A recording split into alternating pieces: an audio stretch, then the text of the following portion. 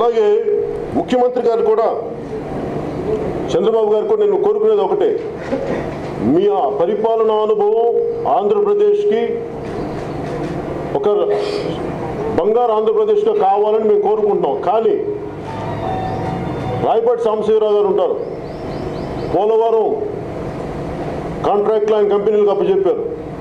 మొన్న ఈ మధ్యన ఇక్కడ రైతులు కూడా వచ్చారు. ఆ రైతుల పొలాల్లో మొత్తం అక్కడ తీసుకొచ్చిన మట్టినంతా తీసుకొచ్చి పచ్చడి పొలాల్లో వేసేస్తున్నారు.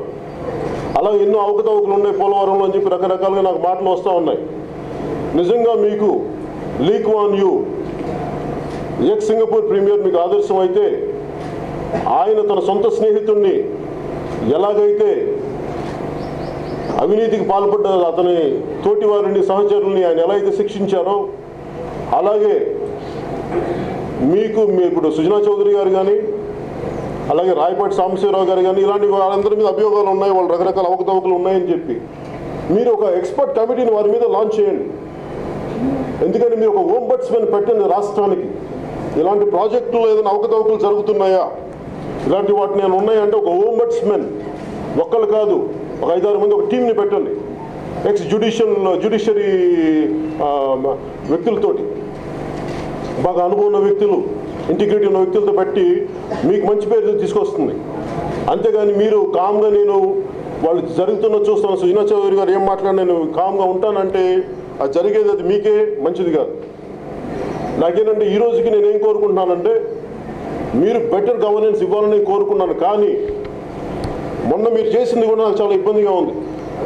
మీరు అక్కడ ఆ రోజు అక్కడ పోరాటం చేద్దాం అనుకున్న యువతకి, పీస్ఫుల్ ప్రొటెస్ట్ చేద్దాం అనుకున్న యువతకి మీరు పర్మిషన్ ఇచ్చి ఉండాల్సింది.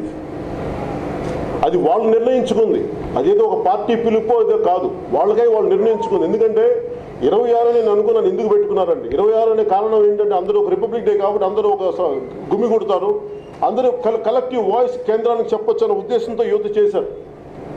కనీసం మీరు వాళ్ళకి నడిచే ఒక గంట పర్మిషన్ ఇచ్చి ఉండాల్సింది. దీనివల్ల ఏం జరుగుద్దంటే, ఈ రోజున మీరు ఆపేశారు, ఒక ఉధృతిని ఆపారు.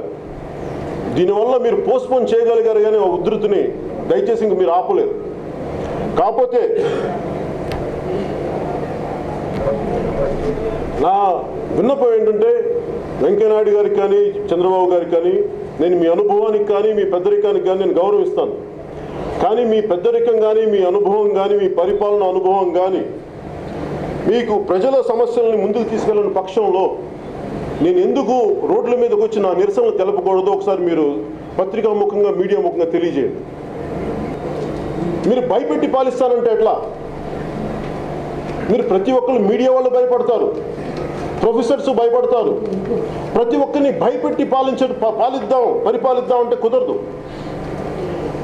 ఎందుకంటే